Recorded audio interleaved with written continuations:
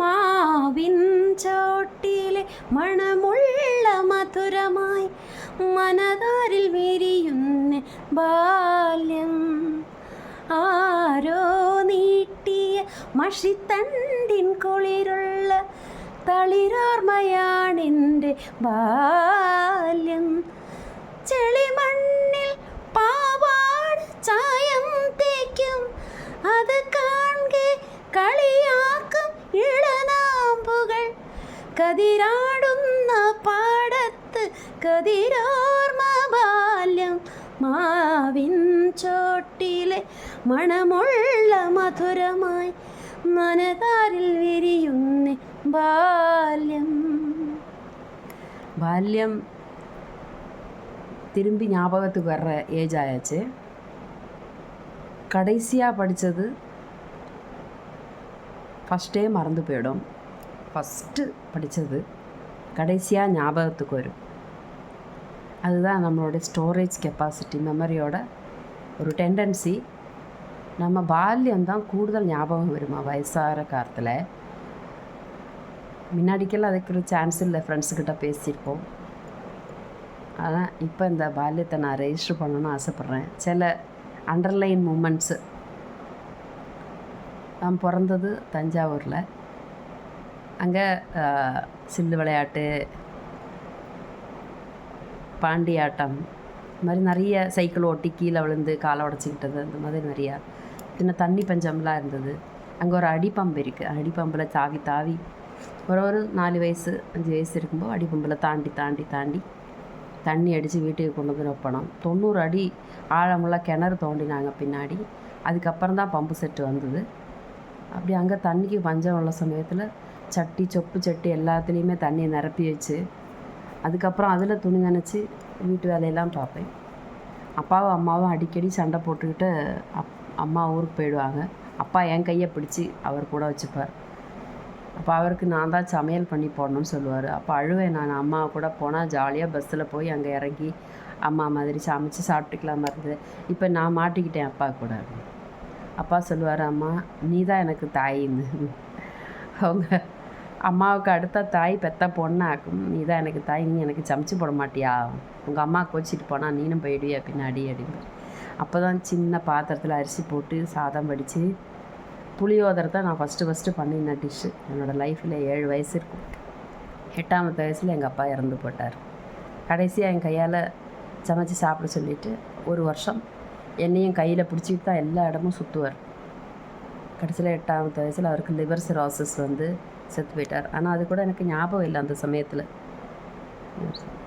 அதுக்கப்புறம் எங்கள் சித்தப்பா ஊருக்கு எங்களை கூட்டிகிட்டு போயிருந்தாங்க. தெக்கூருன்னு சொல்லிட்டு உள்ள ஊர், ஈச்சங்கோட்டை. எங்கள் அம்மம்மா வீடு ஈச்சங்கோட்டை. அப்பாவோட ஊர் தெக்கூருன்னு சொல்லுவாங்க. காசநாடு தெக்கூர். அங்கே போய் அவங்க வீட்டில் வந்து பெரிய கொய்யாக்காய் கொல்லையெல்லாம் இருக்கும். கொய்யாக்காய் மரம், இளநீர் தோப்பு, தென்னந்தோப்பு இருந்தது. மாவு இருந்தது. மாவுன்னா மாங்காய் மரம், எல்லாம் நிறைய விளவு இருந்தது. அப்போது அவங்கள்ட்ட அதை விற்றுட்டுள்ள வருமானம்லாம் இருக்கும். இப்போ எங்கள் அத்தை பையன் மரம்லாம் உண்டு. மூத்த அத்தை, சின்ன அத்தை. ஆமாம், எனக்கு அவ்வளோதான் ஞாபகம் இல்லை. ஒரு அத்தை தான் இருக்குது. அப்போ அந்த அத்தைக்கு பசங்க, ஒரு அத்தை செத்து போயிருந்தாங்க. அவங்களுக்கு 3 பசங்க, 2 பசங்க. அப்படி அவங்க எல்லாமே வந்து வெள்ளாமல் பார்த்துட்டு இருந்தாங்க. எங்கள் அப்பா வந்து லவ் மேரேஜ். எங்கள் அம்மாவை லவ் மேரேஜ் பண்ணிவிட்டு தஞ்சாவூரில் தான் வந்து வாழ்ந்துட்டு இருந்தார். அப்போ சொத்தெல்லாம் வேண்டாம்னு சொல்லி எழுதி கொடுத்துட்டு வந்துட்டார். நாங்கள் ஒரு சின்ன இடம் வாங்கி அதில் வீடு கட்டி சின்னதாக குடிசை கட்டி அதில் வாழ்ந்துட்டு இருந்தோம். பார்த்திங்கன்னா பழைய ஐடியல் ஹவுஸ், ஹட்டுன்னு சொல்லுவாங்கள்ல, ஓலை குடிசை மாதிரி போட்டு தரையில் சின்ன மண் மெழுகி சாணகம் மெழுகின சின்ன வீடு தான். அதில் நான், என் தங்கச்சி 2 பேர், தம்பி எல்லாம் இருந்தோம். ரொம்ப கஷ்டம், சாப்பாட்டுக்கு ரொம்ப கஷ்டமாக இருந்தது. சித்தப்பா ஊருக்கு கூட்டிகிட்டு போய் இந்த வீடை விற்கிறதுக்கு ட்ரை பண்ணினார். அதுக்கப்புறம் எங்கள் ஊரில் ஒருத்தர் வந்து சொல்லி தான் திருப்பி வந்து அந்த வீட்டை நாங்கள் மீட்டிட்டு அங்கேயே இருக்க ஆரம்பித்தோம். அப்புறமா ஸ்கூலில் படிச்சுக்கிட்டு இருந்த சமயத்தில் பட்டவங்க ஃபீஸ் கட்டலைன்னு என்னை பிடிச்சி வெளியில் நிறுத்திட்டாங்க. அதுக்கப்புறம் எனக்கு படிப்பு ரொம்ப இன்ட்ரெஸ்ட் அப்போ தான் வர தொடங்குது. அது வரைக்கும் நான் இப்படி விளையாண்டுகிட்டே இருப்பேன், விளையாட்டுத்தனமாக இருப்பேன். காலையில் 5 மணிக்கு எழுந்திருந்து ஒரு 1 கிலோமீட்டர் போயிட்டு பால் வாங்கிட்டு இருந்தோம், பட்டன் பால். அது வாங்கிட்டு வந்து கொடுப்பேன். முன்ன மார்க்கெட்டுக்கு திருப்பி போய் சின்ன வயர் பின்னல் கூடின அந்த கூடையில் காய்கறி வாங்கிட்டு வந்து கொடுப்பேன். அம்மா சமைப்பா. அதுக்கப்புறம் சாப்பிட்டுட்டு ஸ்கூலுக்கு போயிட்டுருக்கேன். அப்படி ஆயிருந்தது.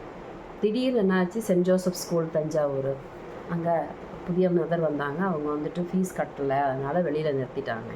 அப்போ மாத ஃபீஸு 65 ரூபா. அப்போ எங்கள் அம்மா வந்து சொன்னாங்க, சித்தப்பா கிட்ட போய் கேட்டுப்பார், உனக்கு உரிமையான சொத்தெல்லாம் அங்கே தான் இருக்குது, அவர்கிட்ட கேட்டுப்பார், படிப்பு செலவுக்கு பணம் வேணும்னு சொல்லிட்டு ஒரு 500 ரூபா 1000 ரூபா வாங்கிட்டு வா அப்படின்னு சொன்னாங்க. நானும் போனேன். போனப்போ என்ன பார்த்தோன்னே ஒரு விரோதியை பார்க்குற மாதிரி தான் பார்த்தாங்க. அண்ணன் பொண்ணு வந்திருக்கு, அண்ணன் இல்லை, தவறிட்டாங்க, அந்த இதெல்லாம் இல்லை. அந்த வீடை விற்க விடாமல் நாங்கள் தடுத்துட்டோம்னு சொல்லிட்டு எங்கள் மேலே ரொம்ப கோபமாக இருந்தார். அப்போ நான் பயந்து சித்தப்பாட்ட பேசுகிறது ரொம்ப பயந்து தான் பேசுவேன். அவர் என்ஜினியரிங் முடிச்சிருந்தார். எங்கள் அப்பா படிக்கலைனாலும் அவரை என்ஜினியர் ஆக்கியிருந்தார். படிக்கிறதுக்குள்ள எல்லா செலவும் பிடிச்சி. அப்போ அவர் பைசா தர முடியாது, நீ ஏதாவது படிக்க ஃபீஸ் கொடுக்காம உள்ள ஸ்கூலில் போய் படிச்சுக்கோ, இல்லாட்டினா பொம்பளை பிள்ளைங்களுக்கு படிப்பெண்ணத்துக்கு, இப்போது நீ வந்து இங்கே விவசாயத்தை கவனிச்சுக்கிட்டு யாரையாவது இங்கே கிராமத்தில் ஒரு பையனை பார்த்து கல்யாணம் பண்ணி தரேன், செட்டில் ஆகிடு அப்படின்னு சொன்னாங்க. உடனே தானே எனக்கு பயம் வந்துச்சு. எனக்கு படிப்பு ரொம்ப முக்கியம். எங்கள் அப்பா சொல்லியிருக்காரு படித்து பெரிய கலெக்டர் ஆகணும்னு சொல்லி. அதனால நான் ஊருக்கு வந்துட்டேன் திருப்பி. அப்புறம் எங்கள் அம்மா வந்து ஒரு சத்துணவில், முதலமைச்சர் சத்துணவு திட்டத்தில் ஒரு வேலைக்கு போயிட்டு இருந்தாங்க. அப்போது அங்கே கிடைக்கிற அரிசி பருப்பெல்லாம் நாங்கள் வீட்டுக்கு கொண்டு வந்து அதை சமைச்சு தான் நாங்கள் எல்லோரும் சாப்பிட்டுட்டு இருந்தோம். வேறு வருமானம் கிடையாது. அந்த சமயத்தில் நான் ஃபீஸ் கட்ட முடியாமல் இந்த கவர்மெண்ட் ஸ்கூலில் ஜாயின் பண்ணிட்டேன். கேர்ள்ஸ் ஹையர் செகண்டரி ஸ்கூல்னு சொல்லிட்டு அங்கே ஒரு தனலட்சுமின்னு ஒரு அக்கா தான் எனக்கு ஃபீஸ் கட்டி என்னை ஸ்கூலில் சேர்த்து விட்டு அப்போ ஹாஸ்டல்லையும் சேர்த்து விட்டாங்க. Free hostel. அவங்க அப்பா இல்லாதவங்க இல்லைன்னா பேரண்ட்ஸில் யாராவது ஒருத்தவங்க இல்லாட்டினா அந்த ஹாஸ்டலில் சேர்த்துப்பாங்க. அங்கே ஹாஸ்டலில் என்னை சேர்த்துக்கிட்டாங்க. அந்த ஹாஸ்டல் வார்டனும் ரொம்ப நல்ல மாதிரி. அங்கே இருந்து நான் டெய்லி ஸ்கூலுக்கு போய் படிச்சுட்டு வந்துட்டு இருந்தேன். அப்போ நான் கிளாஸ் ஃபஸ்ட்டு வர ஆரம்பிச்சிட்டேன். 3 வரைக்கும் நான் சரியாக படிக்கலை. அதுக்கப்புறம் 4ஆம் கிளாஸ்லேருந்து ஸ்கூல் ஃபஸ்ட்டு வர ஆரம்பித்தேன். காரணம் எங்கள் அப்பாவோட அனுகிரகம், ஆசீர்வாதமாக இருக்கலாம். செத்து போனதுக்கப்புறம் அவரோட ஆசையை நிறைவேற்றணும்னா இருக்கலாம். எனக்கு நல்ல படிப்பு கிடச்சிது, ஹாஸ்டல் வசதி கிடச்சிது. எங்கள் அப்பாங்கிறவர் வந்து சொல்லப்போனாக்கா அவர் வந்து ரேக்லா ரேஸில் எல்லாம் வண்டி ஓட்டி ஜெயிக்கிற ஆள். ஊர் பிரசிடெண்ட்டாக ஆகி நிறைய குழந்தைகளை படிக்கிறதுக்கு ஹாஸ்டல் வசதி பண்ணி கொடுத்து, அவர் கையெழுத்து போட்டால் பெரும் ஹாஸ்டலில் வசதி பண்ணி கொடுத்து அவங்கள சேர்த்துருவாங்க. அது மாதிரி தெருவில் விளக்கு எதுவும் இல்லைன்னா கூட அவர் தான் வந்து சொல்லுவாங்க. உடனே அவர் ஏற்பாடு பண்ணி தருவார். அங்கே நிறைய பேர் நிறைய கதைகள் சொல்லுவாங்க. பம்பு செட்டு போட்டு கொடுத்துருக்காரு, ஊர்லெல்லாம் விளக்கெல்லாம் போட்டு தந்திருக்காரு, நிறைய பிள்ளைங்களுக்கு காசு உதவி பண்ணியிருக்காரு, வீட்டுக்கு யார் வந்தாலும் சாப்பாடு போட்டு தான் அனுப்புவார். அந்த மாதிரி நிறைய தர்மங்கள்லாம் பண்ணியிருக்காரு அப்பா. அப்போ அதனால் என்னவோ எனக்கு ஒரு அக்கா வந்து பணம் கட்டி அந்த ஹாஸ்டலில் படிக்க வச்சு, அதுக்கப்புறம் நான் 8, 10, 11 வரைக்கும் அங்கே தான் படித்தேன். அதுக்கப்புறம் தான் எங்கள் மாமா வந்து எங்களை கூட்டிகிட்டு வந்து என்னை தனியாக கூட்டிகிட்டு வந்து திருச்சூரில் படிக்க வச்சார். கேரளவர்மா காலேஜில் நான் 11ல் படித்தது. அப்போ அங்கே ஜாயின் பண்ணினேன்.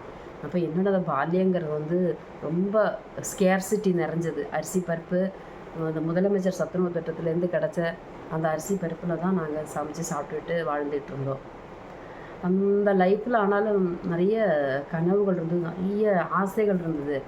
அப்போது தங்கச்சிங்களுக்கெல்லாம் ரொம்ப கஷ்டம். அப்போ அவங்களே ஒரு ஹாஸ்டலில் சேர்த்து தான் நாங்கள் படிக்க வச்சு, ஒரு பொண்ணுக்கு காது கேட்காது, வாய் பேச முடியாது, ஒரு பொண்ணு சின்ன குழந்தை, அப்படியே எல்லாரையுமே ஹாஸ்டலில் தங்க வச்சு படிக்க வச்சு, அப்புறம் எப்படியோ முன்னேறி இவ்வளோ தூரம் வந்துட்டோம். இப்போ அவங்களுக்கெல்லாம் கல்யாணம் ஆயாச்சு, எல்லாம் குழந்தை குட்டிங்களோட சந்தோஷமாக இருக்காங்க. என்னோடய லைஃப்பில் இனி ஸ்டார்ட் ஆகுது. நான் +1 படிக்கிற சமயத்தில் நிறைய அந்த பாதிப்புகள் மனசுக்குள்ளே இருக்கிறதுனால இப்படி ஓவர் திங்கிங்காகவே இருப்பேன். இப்படி யோசிச்சுக்கிட்டே இருப்பேன். என்னோடய கடமை என்னோடய தங்கைகளை காப்பாற்றணும், எங்கள் அப்பாவோட பொசிஷனில் இருந்து என் குடும்பத்தை காப்பாற்றணும், எனக்கு வேறு தனியாக கனவுகள் கிடையாது, கல்யாணம் நான் பண்ணிக்கவே போகிறதில்ல, பாரதியார் கண்ட புதுமை பெண்ணாக வாழ்ந்து காணிக்கணும், சம்பாதிச்சு என்னோடய தங்கைகள் எல்லாம் சாப்பாடு வயிறு நிறைய சாப்பாடு போடணும். இப்போ சாப்பாடு வழி இல்லையா, அதனால் நிறைய பிரியாணி போடணும், நிறைய இட்லி எல்லாம் சாப்பிடணும், அவங்களுக்கு நிறைய அரிசி நிறையா கொண்டு வந்து கொடுத்து பிரியாணி எல்லாம் பண்ணி போட்டு இட்லி எல்லாம் செஞ்சு சாப்பிட்ற அளவுக்கு பெரிய பணக்காரி ஆகணும் அப்படின்னு. அப்போ தான் மகாபாரதம் டிவி சீரியல்லாம் வருது. முத டிவி வர்றது அப்போ தான் எங்கள் ஊருக்கு. அப்போ அந்த மாதிரி ஒரு சுச்சுவேஷன்லேருந்து நான் 11க்கு போகிறேன். அப்போது இங்கே தமிழ்நாட்டிலேருந்து பின்ன மலையாளம் படிக்கிறதுக்காக அங்கே போகிறேன். அப்போ அங்கே போயிட்டு பாவாடை ப்ளவுஸ் தான் வேஷம், இங்கே பாவாடை தாவணி, அங்கே பாவாடை ப்ளவுஸு தான். Full blouse. அப்படி மாமா வீட்டில் அவங்க வீட்டில் நல்ல கொஞ்சம் பணக்காரங்களாக தான் இருந்தாங்க. அப்போ அந்த வீட்டில் வந்து வயல் இருக்குது, நிறையா மூட்டை மூட்டையாக நெல் வீட்டுக்கு வரும். செம்ப அரிசி சாதம் வடித்து நல்ல காளான், ஓலன், எலிசேரி, புளி, இஞ்சி அப்படின்லாம் கூட்டி நல்லா அருமையாக இருக்கும். ஓணம்லாம் அவங்க கொண்டாடுறது ரொம்ப சூப்பராக இருக்கும், டிலைட்ஃபுல்லாக இருக்கும். அது நிறையா கதைகள், மலையாள கதைகள்லாம் படிக்கணும்னு ஆசைப்பட்டேன். அப்போ மலையாளம் வாத்தியார் இருந்தார். அவர் பின்னாடி நடந்து கவிதைகள்லாம் சொல்லுங்கன்னு. அப்போ தான் எனக்கு குமாரநாசானோட கவிதைகள் அந்த மாதிரிலாம் சொல்லுவாள். கிருஷ்ணலீலா, கிருஷ்ணனோட கவிதைகள் அந்த மாதிரிலாம் சொல்லி நிறையா படித்தேன். அப்போ அங்கே ஒரு சின்ன ஒரு காதல் வந்தது எனக்கு. காதல்னு சொன்னாக்க அங்கே ஒரு பையன் இருந்தான். அந்த பையனுக்கு அவங்க கொஞ்சம் பணக்காரவங்க. என்ன கம்பேர் பண்ணி பார்க்கும்போது அவங்க ரொம்ப பெரிய பணக்காரவங்க. அந்த பையன் வந்து ரொம்ப அழகாக இருப்பார், ரொம்ப ஸ்மார்ட்டாக இருப்பார். அப்போ அவர்கிட்ட ஆனால் எதுவுமே என்னுடைய ஒரு டெண்டன்சி என்னன்னா, என்னோடய ஈகோ என்னன்னா, என் மனசில் என்ன இருந்தாலும் அதை வெளியில் நான் சொல்ல மாட்டேன். ஆனால் கண்ணுக்குள்ளேயே அந்த காதல் வரும், மனசுக்குள்ளே பூட்டி வச்சுட்டு எல்லாம் முடிச்சிடுவேன். ப்ரீ டிகிரி படிக்கிறப்ப நான் சயின்ஸ் குரூப் எடுத்தேன். அந்த பையன் படிப்பில் கொஞ்சம் சாதாரண டைப் தான். அவர் ஒருத்தர ஏப்ரல் ஃபூல் ஆக்கினேன். அவருக்கு வந்து திருச்சூரில் வேலை கிடச்சிருச்சு அப்படின்னு சொல்லிட்டு ஒரு கம்பெனியில் ஒரு ஜாப் ஆர்டர் ரெடி பண்ணி அவர் வீட்டுக்கு அனுப்பிச்சிட்டேன் ஏப்ரல் ஃபூல் ஆக்கிறதுக்கு வேண்டி. அவரும் வேலை கிடச்சிருச்சு, ஸ்டாம்ப்டு லெட்டர்.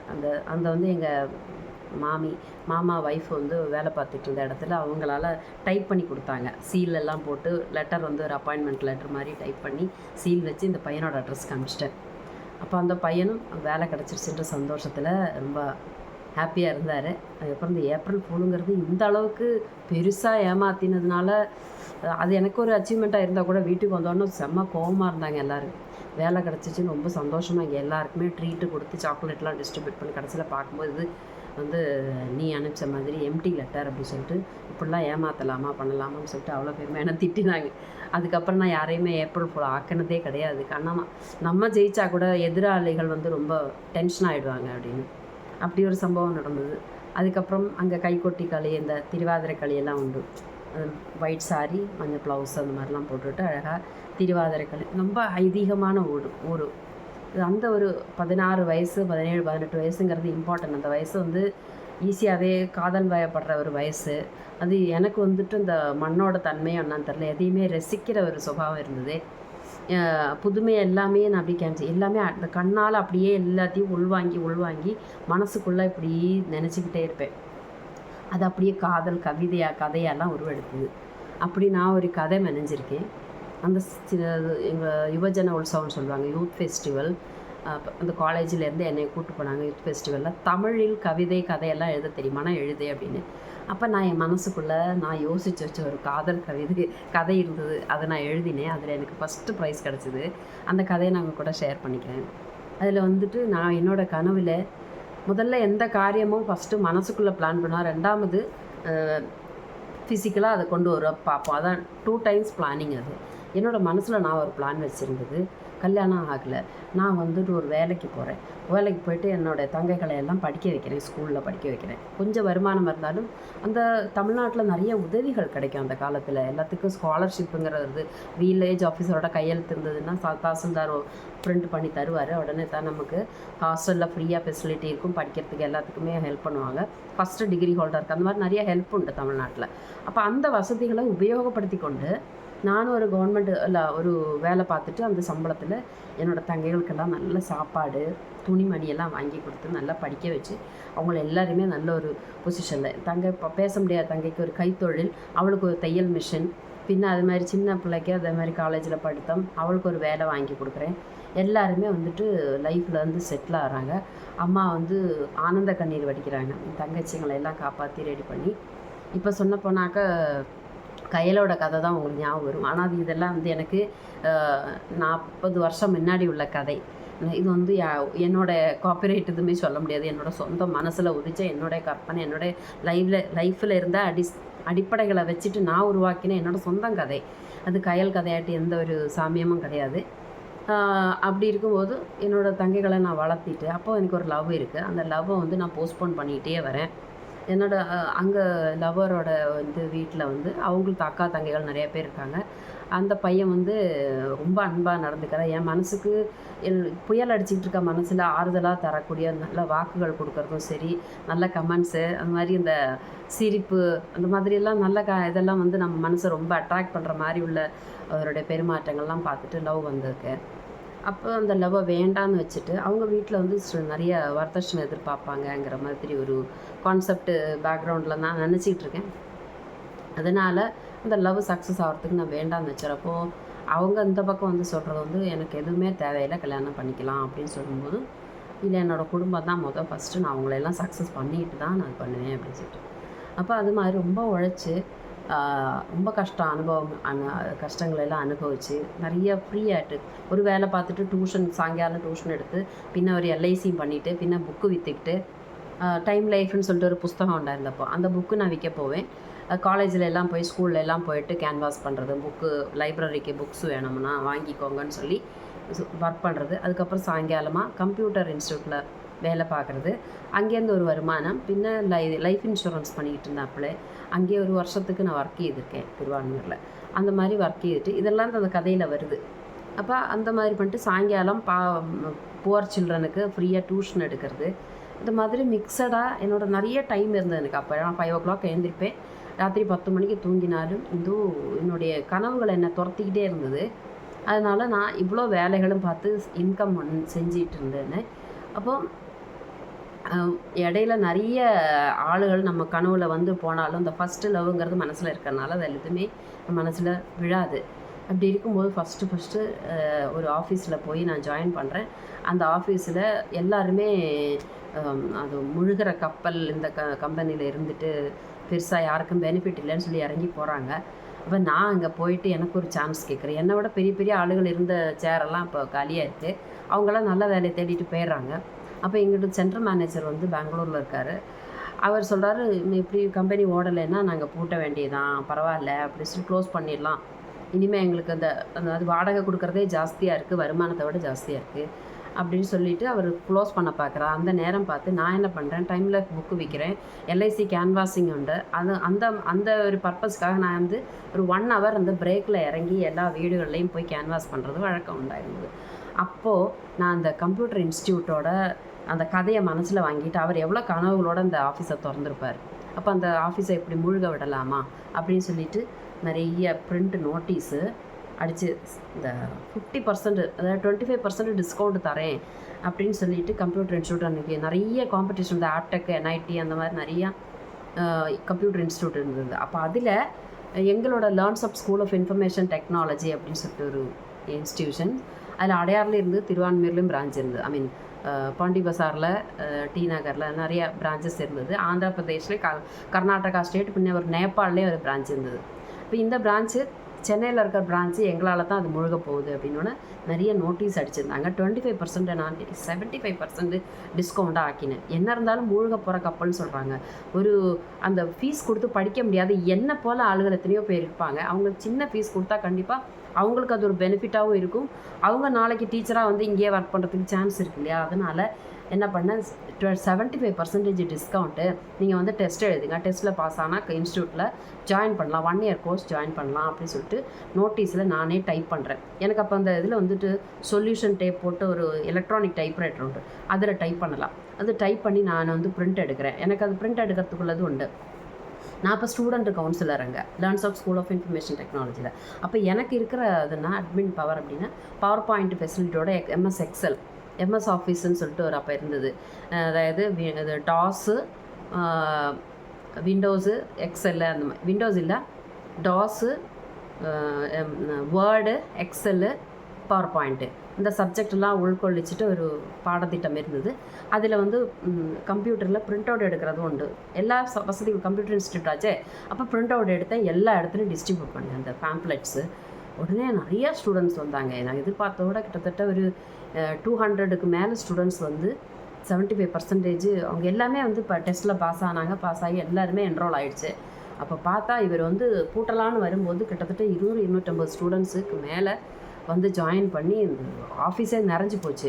எல்லாருக்கும் புக்ஸு கொடுத்து படிக்கிறதுக்குள்ள புஸ்தகம் எக்ஸ்ட்ரா அச்சடித்து எல்லாம் பண்ணினதும் அவர் வந்துட்டு ரொம்ப சந்தோஷமாயிடுச்சு அவருக்கு. அவர் பேர் கூட எனக்கு ஞாபகம் இல்லை. அவர் வந்து எனக்கு ஃபீஸ்ட்டு கொடுத்தாரு.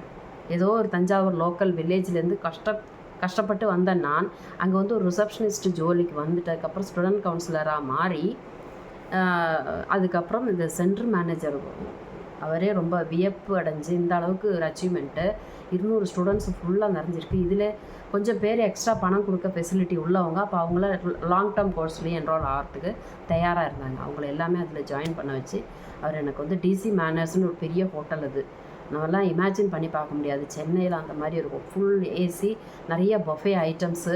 நான் லைஃப்பில் இதுக்கு முன்னாடி பார்க்காத ஐட்டம்ஸ் எல்லாம் இருந்தது இதில். அப்போ நான் தான் அதில் சீஃப் கெஸ்ட்டு. எனக்கு வேண்டி அந்த ஃபீஸ்ட்டு கொடுத்தாங்க. என்டையர் ஆஃபீஸ் வந்து கிளாப் பண்ணிட்டு எனக்கு வேண்டிட்டு. அப்போ அவர் சொன்னது வந்து, ஒரு கார் ஓட்ட தெரியாத ஒரு லேடி இருந்தாங்க. அவர் எனக்கு அதை சொல்லித்தரார். கார் ஓட்ட தெரியாத அந்த லேடிக்கு அவங்க அம்மாவுக்கு திடீர்னு உடம்பு முடியாமல் போயிடுது. அப்போ அம்மா சுற்றி முற்றி பார்க்குறப்ப எந்த இதுவுமே யாரை கூப்பிட்டாலும் யாருமே வரமாட்டேங்கிறாங்க ஹெல்ப்புக்கு. சம்டைம்ஸ் ஏதோ ஒரு மிட் நைட்டுன்னு கூட நம்ம நினச்சிக்கலாம். அந்த மாதிரி சமயத்தில் அம்மாவுக்கு உடம்பு முடியாமல் போனதுனால இவளை என்ன பண்ணுறா, சுற்றி முற்றி பார்க்குறப்போ ஒன்றும் இல்லை. இப்போ ஒரு சாரோட ஒரு காரு கீயோடு அங்கே இருக்குது. டக்குன்னு ஏறி உட்காந்து காரை ஸ்டார்ட் பண்ணி ஹாஸ்பிட்டலில் கொண்டு அட்மிட் பண்ணி அம்மாவை காப்பாற்றிடுறா. அந்த இடத்துல அந்த பொண்ணுக்கு அந்த தைரியம் எப்படி வந்தது? அது எப்படி இருந்தாலும் ஒரு பேசிக் இருக்கும்.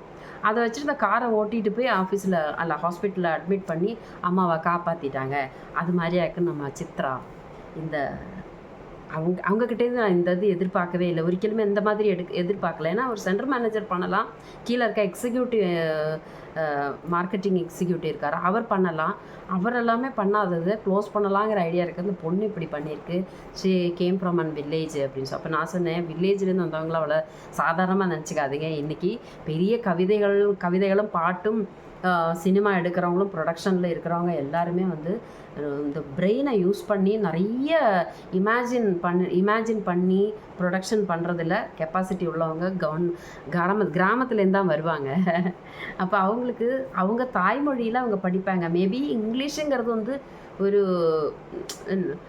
அவ்வளோவா சீக்கிரம் வராது அப்படின்னா கூட அவங்க ஒரு சொல்லிட்டா அந்த சொல்லிலேருந்து ஒரு கவிதை எழுதுவாங்க, ஒரு கட்டுரை எழுதக்கூடிய கெப்பாசிட்டி உள்ளவங்க அந்த அளவுக்கு. அதனால் நான் வில்லேஜ்லேருந்து வந்தாலும் எனக்கு இங்கிலீஷும் கம்ப்யூட்டரும் தான் வராதே தவிர பாக்கி எனக்கு சொன்னால் மனசில் எமோஷன்ஸ் நிறையா உள்ள ஆள்.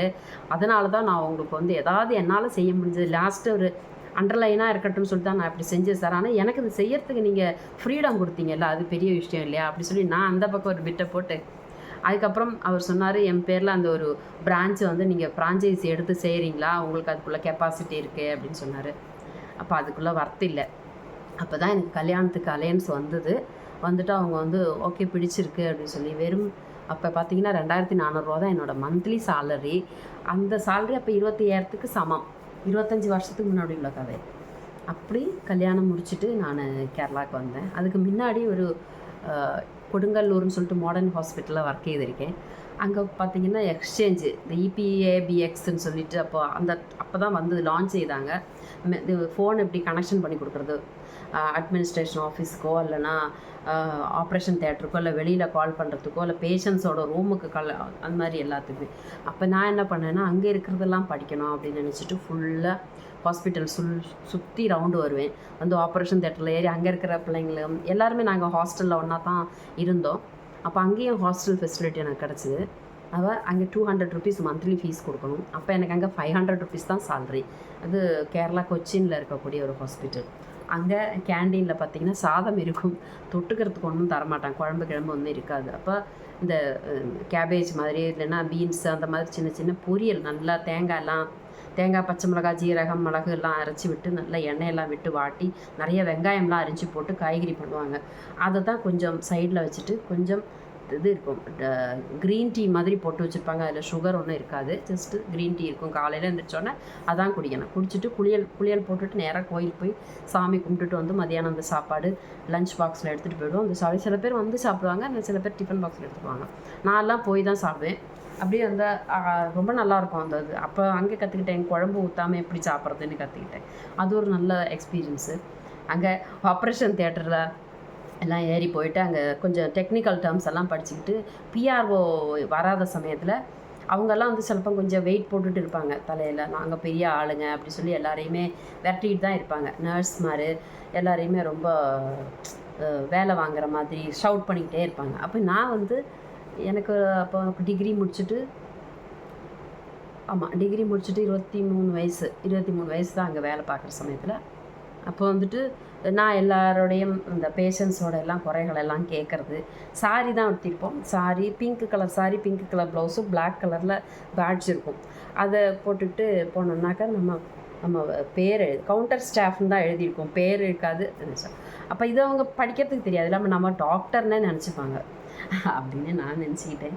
அப்போ அவங்களோட பிரச்சனைகள்லாம் என்னன்னு சொல்லிட்டு என்னால் முடிஞ்ச எல்லாம் சால்வ் பண்ணி கொடுப்பேன். டக்குன்னு தானே கனெக்ட் பண்ணி அவங்களுக்கு தேவைங்கிறத ரொம்ப ஃபாஸ்ட்டாக செஞ்சு கொடுப்பேன். அப்போ அவங்கெல்லாம் எனக்கு ரொம்ப அப்ரிஷியேட் பண்ணுவாங்க, நல்லா இருக்கணும்னு சொல்லி ஆசீர்வாதம்லாம் பண்ணுவாங்க ஹாஸ்பிட்டலில். அப்போ இந்த டெலிஃபோன் எக்ஸ்சேஞ்சில் இந்த இப்படி அந்த இது ப்ராபெல்லாம் குத்தி கொடுக்கறது, கனெக்ஷன் கொடுக்கறது, அந்த மாதிரி வேலை பண்ணிகிட்டு இருந்தேன். அது எக்ஸ்ட்ரா படித்து தான் முன்னுக்கு வந்தது. அது செகண்ட் ஸ்டாஃப். ஃபஸ்ட்டு நான் கவுண்டரில் தான் போடுவாங்க, அதுக்கப்புறம் தான் இந்த கேஸ் ஷீட்டெல்லாம் அடுக்கி வைக்கிற வேலை தான் எங்களுக்கு. அப்போ நைட்டு வந்தது. நைட்டு வரும்போது ஒருத்தரம் ஒரு ஆம்புலன்ஸு சித்திக்குன்னு சொல்லிட்டு ஒரு அண்ணா இருந்தார். அவர் தான் ஆம்புலன்ஸ் டிரைவர். ஒரு கேஸ் ஷீட்டு நான் தான் அட்மிஷன் போட்டு உள்ளே அனுப்புகிறேன், ரொம்ப சீரியஸு. அப்போ அவங்க ஐசியூவில் அட்மிட் ஆகிறாங்க. உடனே தானே ஐசியூலேருந்து எனக்கு கனெக்ஷன் வந்துக்கிட்டே இருக்குது, நாங்கள் பேஷண்ட்டை கூப்பிடுங்க, ஃபார்மசிக்கு அனுப்புங்க, மருந்து வேணும், அது வேணும், இது வேணும்னு சொல்கிறாங்க. அவங்களுக்கு ட்ரீட்மெண்ட் போயிட்டு இருக்குது. ஒரு 2:00 2:30 இருக்கும்போது அவங்களுடைய ஆக்சிஜன் லெவல் டவுன் ஆகிடுது. அதுக்கப்புறம் அவங்க செத்து போயிடுறாங்க. அப்போ அவங்கள்ட்ட ஆம்புலன்ஸ் டிரைவர் சித்திகா தான், அவர் தான் ஆம்புலன்ஸில் ஏற்றுறாரு. பேஷண்ட்டை டெட் பாடி வெளியில் போகிறது, இதெல்லாம் பார்க்கும்போது ஒரு பேஷண்ட்டு உள்ளே போகிறது, இந்த மாதிரி டெட் பாடியாக வர்றதுன்றதை பார்த்துட்டு எனக்கு ரொம்ப ஃபீல் ஆகிடுச்சு. அதோட டக்குன்னு பார்த்தா மணி 12 அடிக்குது. பாத்ரூம் போகிறப்ப அங்கே க்ளீனிங் பண்ணுற அக்கா, எனக்கு அவங்களுக்கு ஃபஸ்ட்டு டைம் தான் பார்க்குறேன். அப்போ தான் பார்க்குறேன். அவங்க ரொம்ப ரொம்ப கருப்பாக இருப்பாங்க. அதில் ஒயிட் சாரி உடுத்திருப்பாங்க, கருப்பாகவும் இருப்பாங்க. நான் பாத்ரூம் போயிட்டு வெளியில் இறங்கி தனியாக தான் இருக்கேன். கவுண்டர் ஸ்டாஃபு, நான் கவுண்டரில் தனியாக ஒத்தைக்கு தான் இருப்பேன். அப்போ நைட் டைம் இல்லையா, நான் நைட் டியூட்டிக்கு அந்த கதவை திறந்தது அந்த அக்கா வந்து நிற்கிறா. ஆன்னு கத்திட்டேன். அந்த பாத்ரூம், அந்த ரெஸ்ட் ரூம் இருக்குது, அந்த ரெஸ்ட் ரூமோட ஜன்னல் வழியாக பார்த்தீங்கன்னா ஆம்புலன்ஸில் அந்த பணத்தை ஏற்றிக்கிட்டு இருக்காங்க. அதை இப்படியே பார்த்துக்கிட்டு இருக்கேன். நான் தான் நம்ம கண்ணுக்குள்ளே சேகரிக்கிற ஆளாச்சே, எது பார்த்தாலும் காட்சிகள் கண்ணுக்குள்ளே சேகரித்து மனசுக்குள்ளே இப்படியே போட்டு இமேஜின் பண்ணுறாளா. அந்த பணம் வந்து என்கிட்ட கேட்குதம்மா, நீ கேசீட்டு ஆன் பண்ணி கொடுத்தப்போ எனக்கு உயிர் கிடச்சிரும்னு சொல்லிட்டு தான் நீ என்னை அனுப்பிச்ச உள்ளார, என்னோடய உயிர் போயிடுச்சு, நான் போயிட்டு வரேம்மான்னு சொல்லிட்டு ஆட்டா காமிக்கிற மாதிரி உள்ளே இமேஜின் பண்ணிவிட்டு கதவை திறக்கிறேன். இந்த அக்கா வந்து நிற்கிறாங்க க்ளீன் பண்ணுறதுக்கு வேண்டி. ஓன்னு ஒரு கத்தி, அவங்களும் கத்தி, நானும் கத்தி, அவங்க விழப்போய் நான் அவங்கள பிடிச்சி ரொம்ப இதாகிடுச்சு. அது நான் அடுத்த நாள் ஒரு வாரமாக அந்த கதையை எல்லாருமா சொல்லி என்னை கிண்டல் பண்ணி கொண்டுட்டாங்க. அப்படி ஒரு சம்பவம், அது எனக்கு எப்போவுமே மறக்க முடியாது. இது மாதிரி அதுக்கப்புறம் கல்யாணம் முடிச்சு நான் இங்கே வந்துட்டேன்னு வைங்களேன். அதுக்கப்புறம் நடந்த கதைகள் ஓரோனா நான் ஞாபகம் வரும்போது சொல்கிறேன், டக்குன்னு எனக்கு போயிடுச்சு, என்னோடய இமேஜின்லாம் அங்கே போயிடுச்சு. அப்போ என்னோடய கதை நான் எழுதிக்கிட்டு இருந்தேன் இல்லையா, அந்த கதையில் என் பேர் ரேகாங்க. அப்போ நான் நிறைய வேலைகள் பார்த்து கஷ்டப்பட்டு அந்த பணத்தை எல்லாம் சம்பாரித்து நான் வந்து குடும்பத்துக்குன்னு கொடுத்து அவங்கள எல்லாத்தையுமே ஒரு பொசிஷனில், அவங்களோட ஈஸி பொசிஷனில் எத்திச்சு கம்ஃபர்டபுள் ஸோனில் கொண்டு வந்து இது பண்ணிவிட்டு நான் திரும்பி பார்க்கும்போது என்னோடய லவ்வர் எனக்காக காத்துட்ருக்கார்.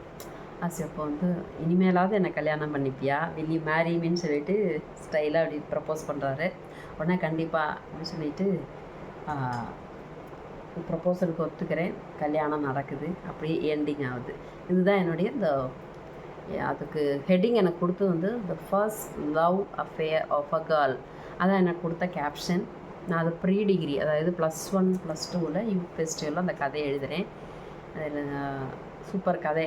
ஆரம்பித்தது ரொம்ப கஷ்டமுள்ள எங்கள் அம்மாவோட கதையிலேருந்து நான் தொடங்கினேன். லவ் மேரேஜ் பண்ணி அவங்க வந்து கொஞ்சம் கொஞ்சமாக அவங்க வெல்த்து போய் எங்கள் அப்பா இறந்து படிக்கிறதுக்கு கூட கஷ்டப்பட்டு கிராமத்தில் போய் சித்தப்பாட்ட உதவி கேட்டு உதவி கிடைக்காம திருப்பி வந்து வேற ஒரு அக்காக்கிட்ட உதவி கேட்டு அவங்க என்னை ஸ்கூலில் சேர்த்து ஹாஸ்டலில் சேர்த்து அதுக்கப்புறமா கொஞ்சமாக படிக்கும்போது வீட்டில் ரொம்ப கஷ்டம் சொல்லி அம்மா அழறது. அதுக்கப்புறம் நான் மனசை கட்டுப்படுத்திக்கிட்டு கஷ்டப்பட்டு என்னுடைய காலங்களை ஸ்பீடாக ஓட்டுறேன், நல்லா படித்து படிக்கும்போதே சின்ன சின்ன வேலைகள் செய்கிறேன். அந்த பணத்தை கொண்டு வந்து அம்மாகிட்ட கொடுக்குறேன். பின்ன உதவிகள் கவர்மெண்ட்டில் கிடைக்கிற உதவிகளை வச்சு நான் படித்து முன்னேறி ஜவுளி வேலைக்கு போய் சம்பாரித்து என் தங்கைகளையும் அதே மாதிரி நான் எங்கள் அம்மா வந்து கொஞ்சம் படிப்பறிவு இருப்பாங்க, இப்போ தானே என்ன சப்போர்ட் செய்ய முடியும். அப்போ இந்த குழந்தைகளெல்லாம் அந்த மாதிரி காலேஜில் எல்லாம் சேர்த்து படிக்க வச்சு நல்ல ஒரு நிலைமைக்கு வந்ததுக்கப்புறம் நான் கல்யாணம் பண்ணிக்கிறது தான். அந்த திரும்பி பார்க்கும்போது நான் நினச்ச எல்லாமே நிறைவேறிடுச்சு. எங்கள் அப்பா வானத்துலேருந்து என்னை ஆசீர்வாதம் பண்ணுறாங்க. அந்த மாதிரி இந்த கதையை நான் முடித்தேன். அதுக்கு ரொம்ப அப்ரிசியேஷன் கிடச்சிது, ஃபஸ்ட் ப்ரைஸும் கிடச்சிது. கேரளா காலேஜ் என்னை கூட்டிகிட்டு போன டீம் வந்து என்னை ரொம்ப அப்ரிஷியேட் பண்ணாங்க. கதை சூப்பராக இருக்குது, எப்படி இந்த வயசில் இப்படி யோசித்தேன் அப்படின்னு சொல்லி கேட்டாங்க. ஆனால் அது பின்னாடி அந்த லைஃப்பில் அதை அந்த அந்த அந்த எண்ணங்களோட கொஞ்சம் அலைகள் வந்து சுற்றிக்கிட்டே இருந்துச்சு. அந்த கதையோட வலையிலே நான் சுற்றிக்கிட்டே இருந்தேன். லாஸ்ட்டில் டிகிரியிலேயும் வரைக்கும் என்னை கண்ட்ரோல் பண்ணி தான் நான் வச்சுருந்தேன். டிகிரி படிக்கும்போது தஞ்சாவூர் வல்லத்தில் வந்துட்டு காலேஜில் படித்தேன், அடைக்கல மாதா காலேஜ் வல்லம்.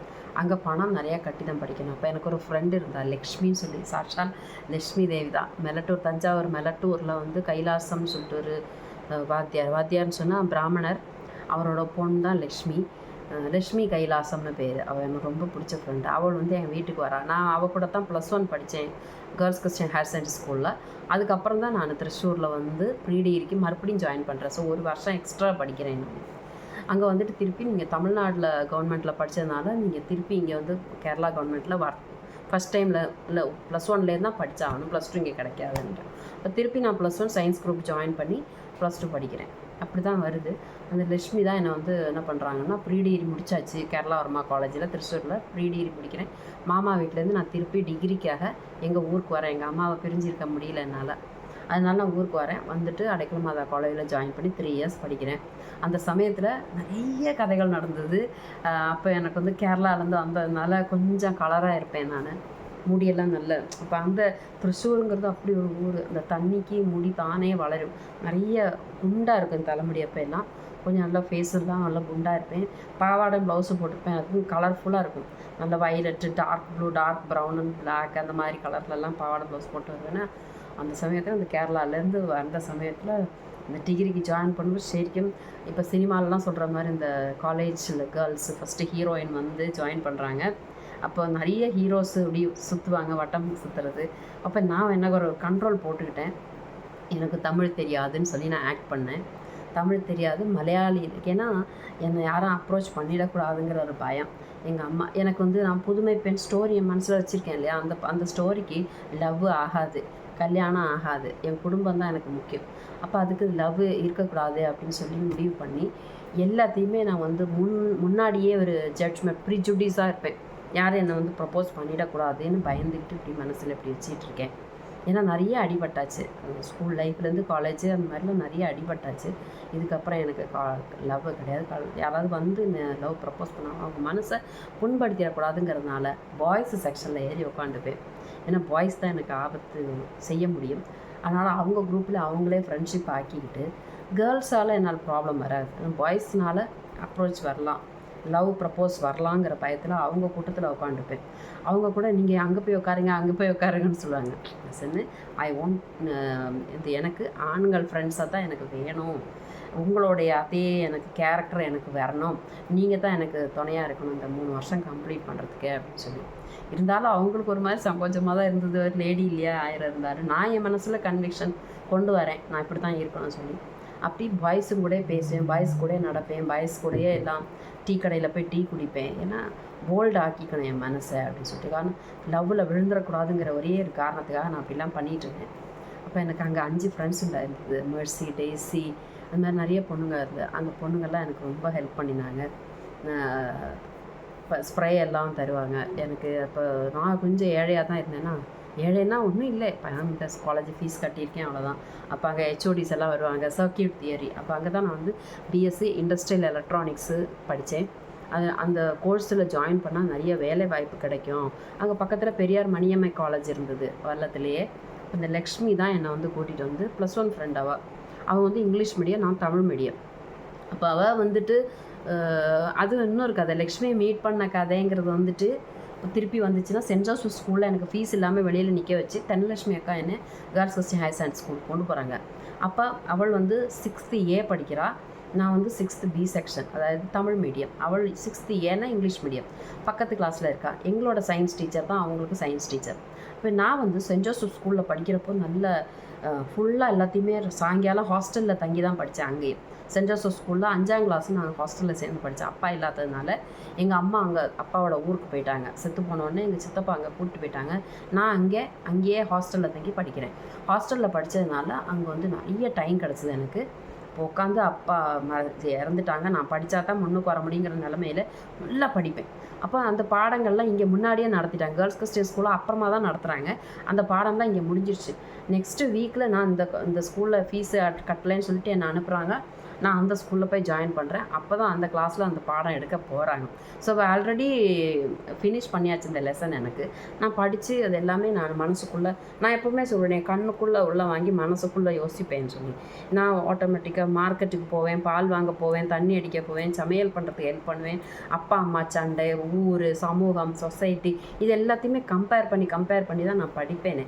அப்போ அதனால் எனக்கு ஈஸியாகவே இப்போ ஹிஸ்டாரிக்கல் ஈவெண்ட்ஸை சொன்னால் கூட அவங்க என் முன் வீட்டில் இருந்து ஷாஜஹான் வந்து அப்படி அந்த மாதிரி தான் நான் கம்பேர் பண்ணி படிப்பேன். So it was very easy to என்ன சொல்கிறது, நான் அதை மக்கப் பண்ணுறது ரொம்ப ஈஸியாக இருந்துச்சு. ஆனால் நான் தமிழ் பாஷையில் படித்தேன். அதில் ஃபஸ்ட்டு எங்கள் அப்பா வந்து என்னை எல்கேஜியில் சேர்த்தது இங்கிலீஷ் மீடியமாக தான் இருந்தது. ஆனால் அப்பா பணம் கட்டலைன்னு சொல்லிட்டு பின்ன திருப்பி 1ஆம் கிளாஸுக்கு கொண்டு தமிழ் மீடியத்தில் போட்டாங்க. ஸோ நிறைய படிக்க இருந்தது எல்கேஜியில். அதுக்கப்புறம் ஒன்றுமே படிக்க இல்லை ஃபஸ்ட்டு ஸ்டாண்டர்டில். இப்போ அங்கேயும் நான் ரொம்ப சீனியராக தான் தெரிவேன்.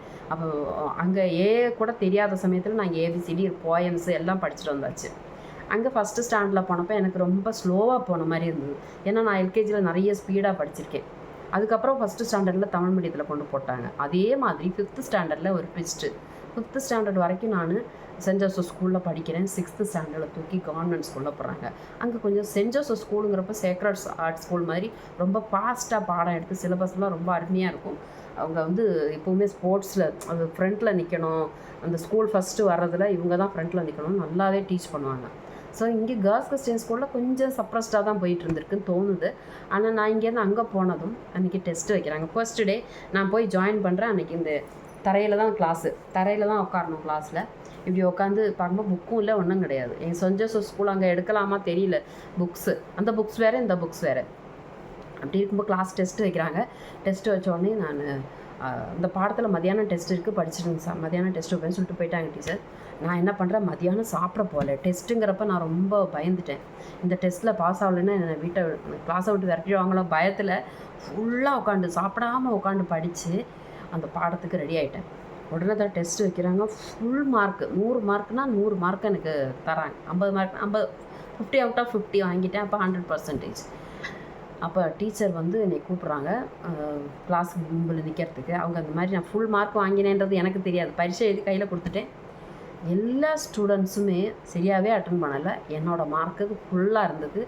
எழுத்தும் ரொம்ப அழகாக முத்து கோர்த்த மாதிரி இருந்துன்னு சொல்லி என்னை ரொம்ப அப்ரிஷியேட் பண்ணாங்க. എന്നിട്ട് என்னை பற்றி 6th Aல போய் லக்ஷ்மியோட கிளாஸ்லேயும் போய் சொல்லியிருக்காங்க.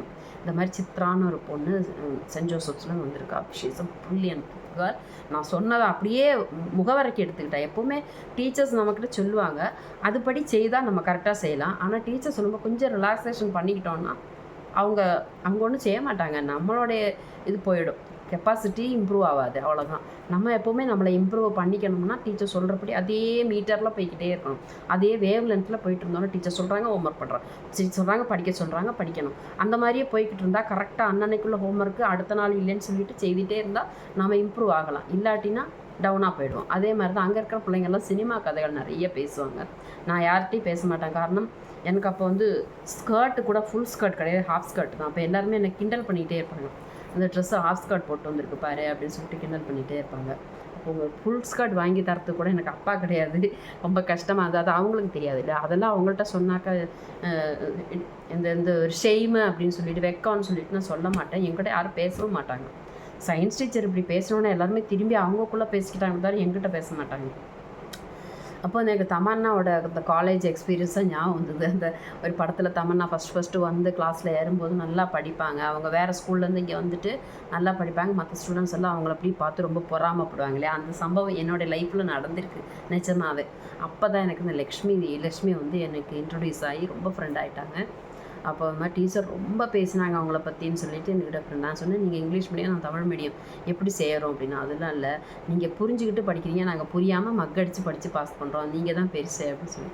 அன்றைக்கே நான் ஒரு காரியம் முடிவு பண்ணிட்டேன், எது படித்தாலும் கம்பேர் பண்ணி தலையில் ஏற்றிக்கிட்டு அதை உண்மையான பொருள் புரிஞ்சுக்கிட்டு படித்தோம்னா நமக்கு எப்போவுமே மறக்காது அப்படின்னு சொல்லிட்டு. இப்போது 6th ஸ்டாண்டர்ட் லெசன் எனக்கு கேட்டிங்கன்னா ஞாபகமாக இருக்கும், நான் இது புரிஞ்சுக்கிட்டு படித்ததுனால.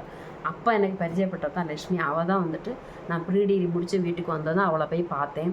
நெக்ஸ்ட்டு கோர்ஸ் ஏதாவது பண்ணுறதுக்கு அது இருக்குது, ஏதாவது வேலை எதுவும் பார்க்க முடியுமான்னு சொல்லி கேட்கும்போது அவங்க சொல்கிறாங்க, நீங்கள் இந்த குவாலிஃபிகேஷனில் போய் வேலை கேட்டால் சரியான வேலை கிடைக்காது, அதனால் நீங்கள் டிகிரி கூட எப்படியாவது முடிச்சிருங்க அப்படின்னு. அப்போ எங்கள் அம்மா வீட்டில் வந்து பசு வாங்கி வளர்த்துறாங்க, பால் வியாபாரம். எங்கள் மாமா தான் கூட இருந்து ஹெல்ப் பண்ணிகிட்டு இருந்தார். அப்போ அந்த பால் கொண்டு விற்றுட்டு வந்து அந்த காசில் எனக்கு காலேஜ் ஃபீஸ் அடைச்சாங்க. அப்போ அந்த 3 வருஷமும் காலேஜு படிக்கிறதுக்கு அவங்க என் கூட ஹெல்ப்பாக இருந்தாங்க. என்னுடைய அவங்க போடுற ட்ரெஸ் எல்லாம் கூட எனக்கு ஷேர் பண்ணிப்பாங்க. இந்த ட்ரெஸ் போட்டுவாங்க. சாரீஸ் எல்லாம் எனக்கு அவ்வளோவா இருக்காது. அப்போ பக்கத்து வீட்டில் ஒரு அக்கா இருப்பாங்க, நீ ப்ளவுஸ் மட்டும் தைச்சி வச்சுக்கோ, நான் சாரி தரேன் அப்படின்னு. அப்படியெல்லாம் நிறைய ஷேரிங்ஸு, அந்த மாதிரி நிறைய ஹெல்ப்பு, ஃப்ரெண்ட்ஸு, ரொம்ப சுறுசுறுப்பாக ஆசை நிறையா இருந்துச்சு. அப்போ இந்த மாதிரி தான் ஹேர் ஸ்டைல் பண்ணிக்கிறதுன்னா டைட்டாக ஹேர் ஸ்டைல் பண்ணிக்கிட்டு தாவணி போட்டுக்கிட்டு அது ஒரு கனவு மாதிரி இருந்தது அந்த லைஃப்பில். வந்து இப்போ எல்லாம் இருக்கிற பிள்ளைங்க பியூட்டி பார்லர் அப்படிலாம் போகும்போது நான் பியூட்டி பார்லர் பக்கமே போனதில்லை. ஜஸ்ட்டு சந்தனம் அரைச்சி மேலே மூஞ்செல்லாம் தேய்ச்சிப்பேன், மஞ்சள் இதுனா தேய்ச்சிப்பேன், பயறு அந்த மாதிரி, கடலை மாவு அந்த மாதிரி. ஆனால் ரொம்ப பியூட்டியாக இருந்தது அந்த காலத்தில். இந்த ஏஜ் சின்ன வயசு இல்லையா, அதனால் அழகாக இருந்தேன் நான். கனவுகளும் இருந்தது, கவிதைகளும் கதைகளும் நிறைய எழுதி ஒரு ஆட்டோகிராஃப் மாதிரி ஒரு புஸ்தகத்தில் வச்சுருந்தேன். ஆனால் கல்யாணம் முடிஞ்சதுக்கப்புறம் ஒரு சிச்சுவேஷனில் அந்த வீட்டை விட்டு ஓடி வர வேண்டிய நிலைமை ஆகிப்போச்சு. வேற ஒரு சித்தப்பாவுக்கு எனக்கு ஒரு சண்டை வந்ததுனால அந்த ஊரை விட்டு ஓடி வந்துட்டு தான் நான் மெட்ராஸில் ஃபஸ்ட்டு ராபர்ட் கிளைவ்னு ஒரு விமன்ஸ் ஹாஸ்டலில் ஜாயின் பண்ணுறேன். 1400 ஃபீஸ் கட்டி. அதுக்கப்புறம் நான் திருவான்மியூரில் ஒரு சின்னதாக ஒரு ரூம் வாடகைக்கு எடுத்து அங்கேயே நான் சமையல் பண்ணி செல்ஃப் குக்கிங் பண்ணி வேலைக்கு போக ஆரம்பித்தேன். அங்கே வந்துட்டு நான் திருவான்மியூரில் அடையாரில் வேலைக்கு போனேன். டிவி கோபாலகிருஷ்ணன் சொல்லிட்டு ஒரு மிருதகம் ஆர்டிஸ்ட்டு. அவர் 4 ஸ்டார் டாட்டர் இருந்தாங்க. நாட்டுப்புற பாட்டு பாடினா ஷோபான்றவர். அவங்க தான் அந்த பாட்டெலாம் பார்ப்பேன். அவங்க வந்து நிறைய டைப்பிங் வேலைக்கு தான் என்னை எடுத்துக்கிட்டாங்க, டைப்பிஸ்ட்டாக இருக்கிறதுக்கு. அப்போ நான் வந்து இந்த எலக்ட்ரானிக் டைப்ரைட்டில் அப்போ தான் நான் டைப் அடிக்க கற்றுக்கிட்டேன். சொல்யூஷன் டேப் வாங்கி வச்சுக்கிட்டு நம்ம டைப் அடித்தாலும் மிஸ்டேக் இருந்ததுன்னா சொல்யூஷன் டேப்பை இப்படி அடித்தோன்னா அது வந்து அழிச்சிட்டு போய்டும். அப்படி டைப்பு ஒன்றா இப்படி டைப்பிங்கை தான் நான் படிக்கவே இல்லை.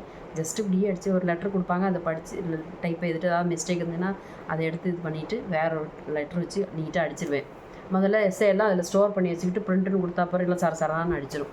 அந்த மாதிரி எலக்ட்ரானிக் டைப்ரைட்டரில் யூஸ் பண்ணி டைப்பிங் எல்லாம் கற்றுக்கிட்டு அப்படி இருக்கும்போது தான் மது பாலகிருஷ்ணன் பார்க்குறேன். மது பாலகிருஷ்ணன் இப்போ உள்ள ஃபேமஸ் சிங்கர் மது பாலகிருஷ்ணன்.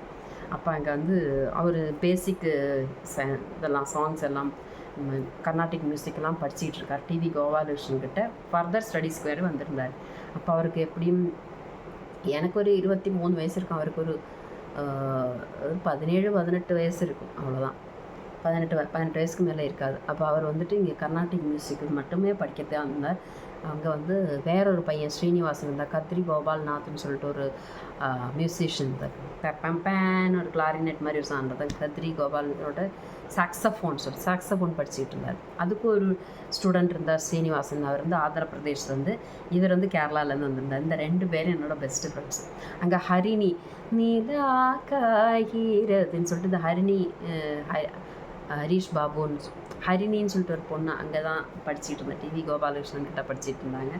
அவங்க பின்னாடி இந்த மாதிரி ஏஆர் ரஹ்மானோட அவங்க ஸ்கூலில் படிச்சுட்டு இருக்கும்போது ஒரு விநாயக் ஒரு ஸ்கூலு, ஆமாம் அது விநாயகன் ஒரு ஸ்கூல் தான். அந்த ஸ்கூலில் படிச்சுட்டு இருந்தபோது தான் இந்த மாதிரி ஏஆர் ரஹ்மான் வந்து அவங்களுக்கு சான்ஸ் கொடுக்குறாங்க. அவங்க நீலா காய்கிறது பாட்டெலாம் பாடுறேன். அது இது டெலிஃபோன் மணி போல் அந்த பாட்டெலாம் அவங்க தான் பாடினாங்க.